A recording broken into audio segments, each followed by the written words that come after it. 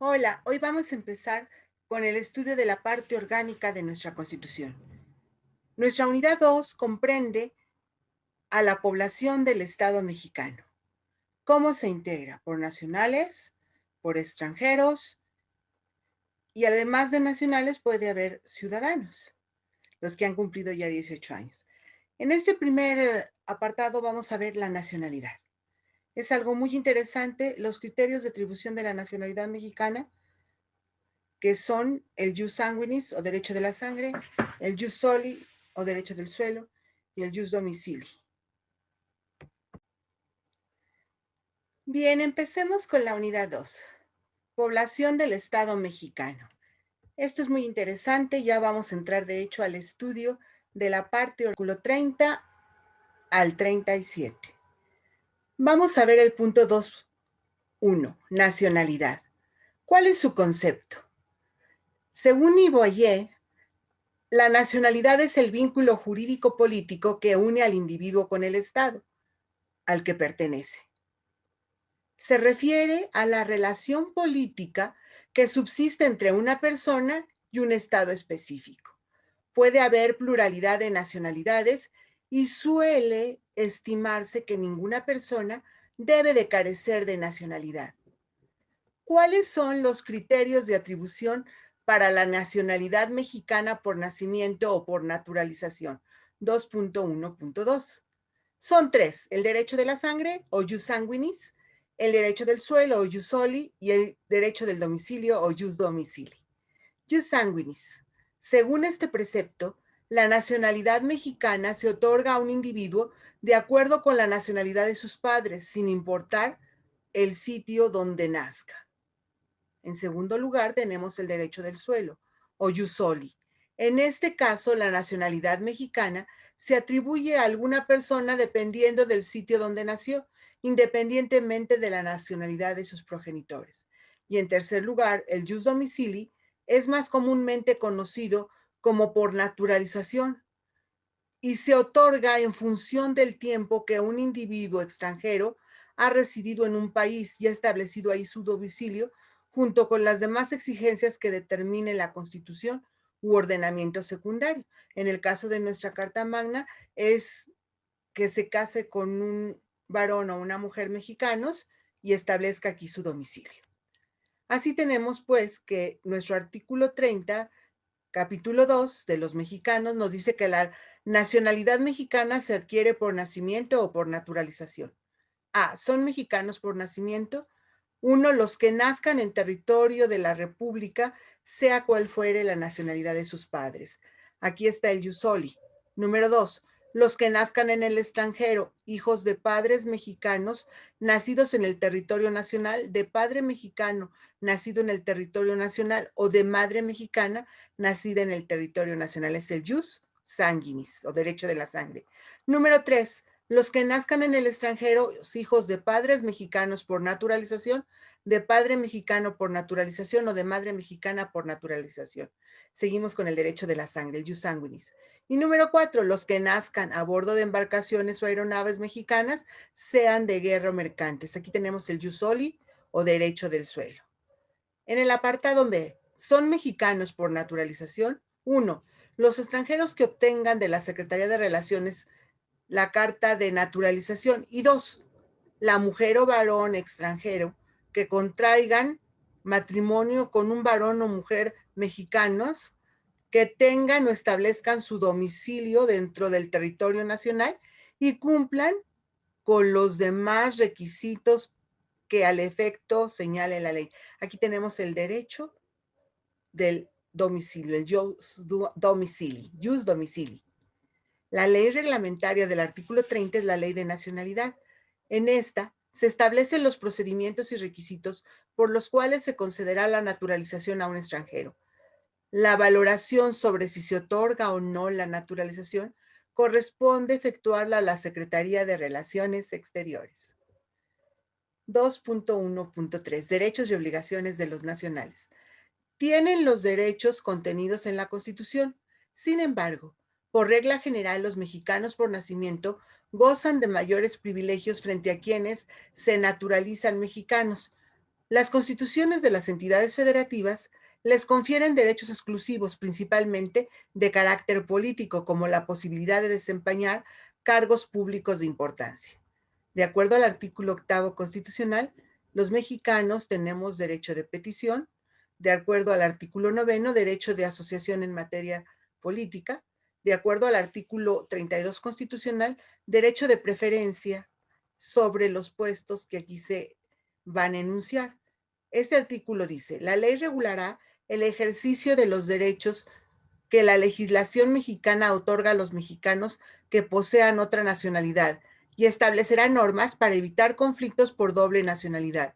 El ejercicio de los cargos y funciones para los cuales, por disposición de la presente Constitución, se requiera ser mexicano por nacimiento, se reserva a quienes tengan esa calidad y no adquieran otra nacionalidad.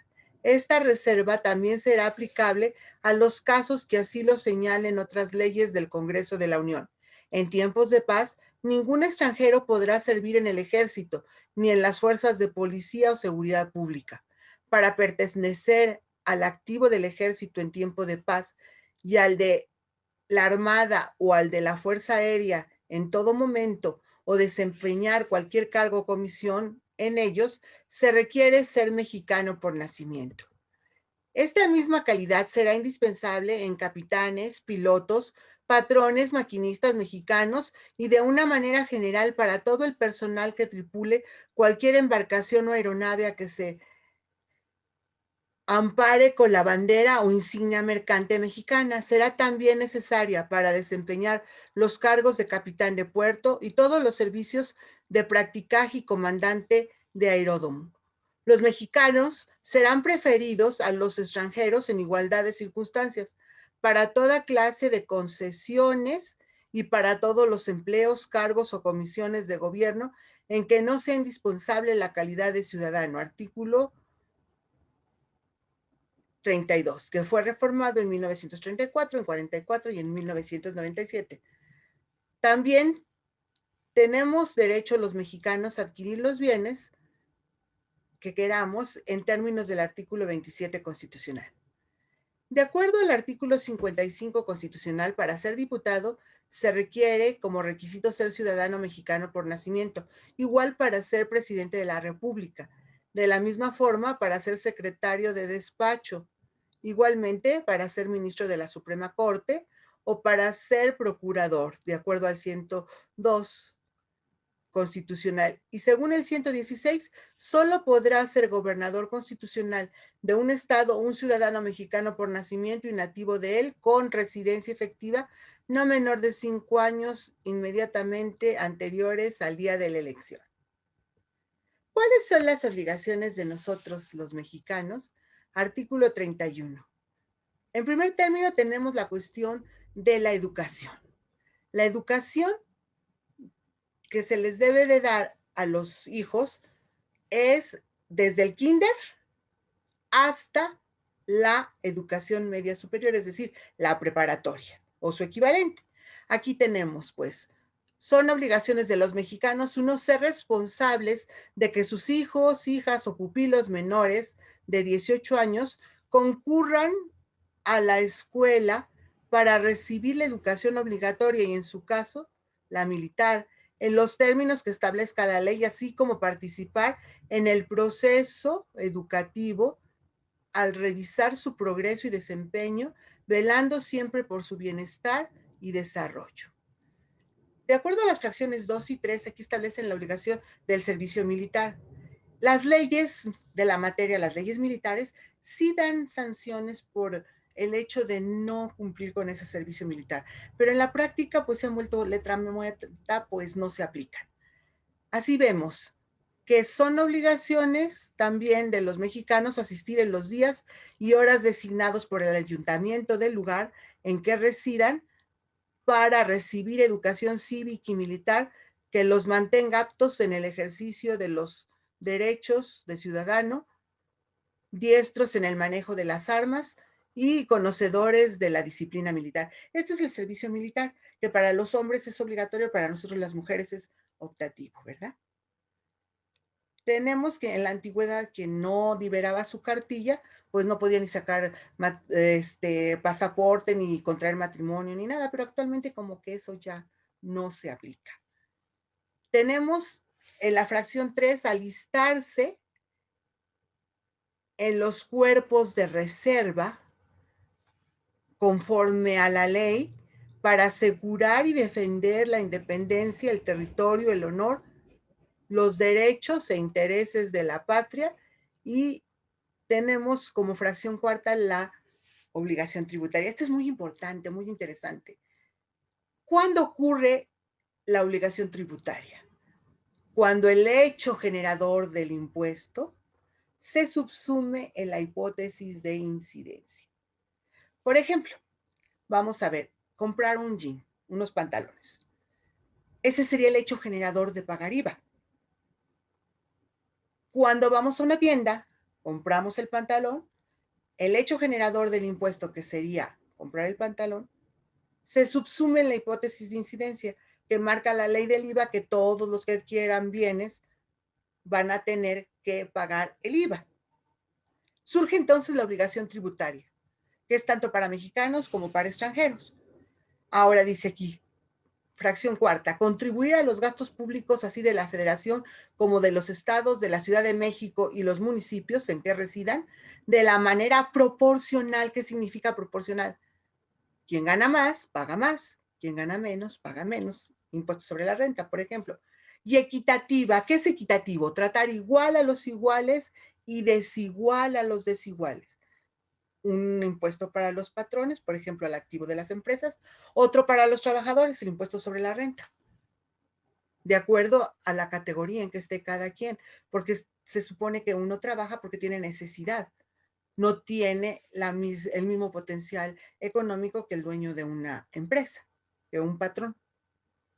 También la obligación tributaria marca que debe de estar el impuesto o la contribución establecido por ley. Si no está por ley, se puede uno amparar. Tal es el caso, por ejemplo, de la tenencia. ¿Cuántas personas no se amparan para no pagar la tenencia? Pero acuérdense que el amparo es relativo, los efectos de la sentencia de amparo.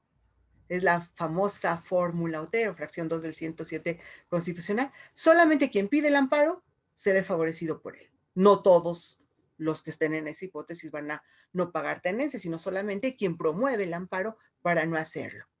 Ahora se deben de destinar a los gastos públicos, es decir, aquellos que sean para el bien común. Por ejemplo, construir una carretera o algo que en un momento determinado lo necesite el Estado para su propio bien. ¿Cuáles son las causas de pérdida de la nacionalidad? Artículo 37. En primer término, tenemos que por ningún caso y por ningún motivo, ningún mexicano por nacimiento podrá ser privado de su nacionalidad. Eso es a partir de las reformas de 1997. Y se dio porque muchos cerebros que se nos fugaron fueron acreedores después a premios Nobel. Y entonces, en lugar de tener el premio Nobel, México lo tenía un norteamericano, por decir algo, porque se había nacionalizado.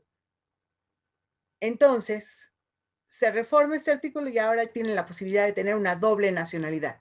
En el apartado B vemos que la nacionalidad mexicana por naturalización sí se puede perder en los siguientes casos: en todo lo que implique una sumisión a gobiernos extranjeros o una intención del naturalizado de ya no pertenecer a México. Por ejemplo, vemos que si va 5 años continuos a su país de origen, pues lógicamente ya no tiene interés en ser mexicano.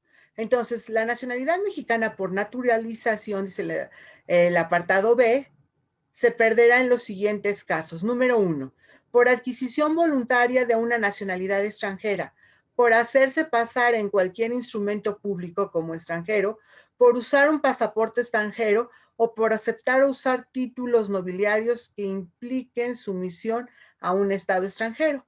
Y número 2, por residir durante 5 años continuos en el extranjero. La ley de nacionalidad, en su capítulo cuarto, nos habla de la pérdida de la nacionalidad mexicana por naturalización. En el artículo 27 dice que previa audiencia del interesado se planteará la misma de conformidad con lo que establece en el artículo 37, apartado B constitucional. El artículo 28 dice que las autoridades y fedatarios públicos están obligados a comunicar a la Secretaría de Relaciones Exteriores aquellos casos en que tengan conocimiento de que un mexicano por naturalización se encuentre en alguno de los supuestos del artículo 37, apartado B constitucional.